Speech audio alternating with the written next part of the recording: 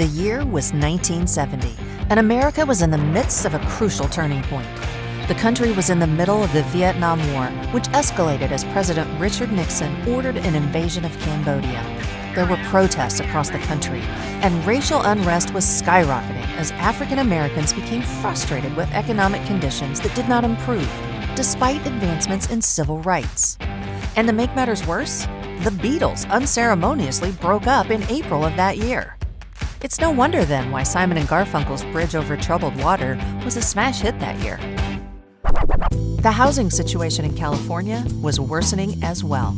The state started to experience an increased housing shortage as a product of the state's enormous popularity and dynamic economy. Wealthy arrivals drove up the market rental costs, which led to a severe shortage of affordable housing.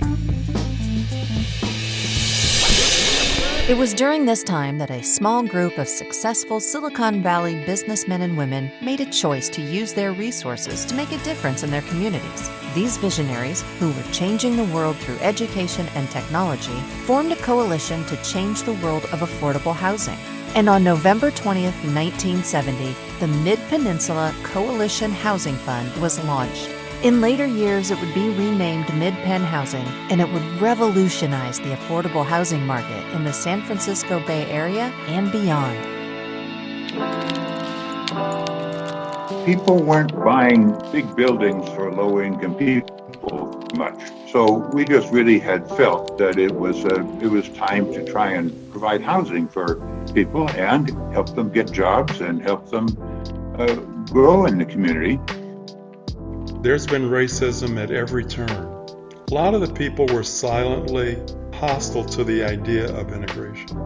But in today's terms, they would never be stupid enough to say it publicly. So what do? They transfer it to, well, it's going to be the noise. Will it be maintained? So we would take all of those other issues and just squash them with a sledgehammer and force the only silent issue to be racism, which people are not going to say they're racist. So we looked at a variety of issues related to racial segregation and the subsequent economic discrimination, and we created task forces in each of those areas. I took it very seriously as a black man looking at the plight of black people in America, and now I get an opportunity to work with movers and shakers and try to make something happen. I was keenly motivated. I raised $1 million as a housing development fund. We in fact hired a world-class architectural firm, and in meeting with them, I stressed to them, this is not pro bono work. I want your best architect to get the finest quality design we can get. And we actually won an AIA award for the first development we did, San Verone Park. I drive by San Verone and it still looks great.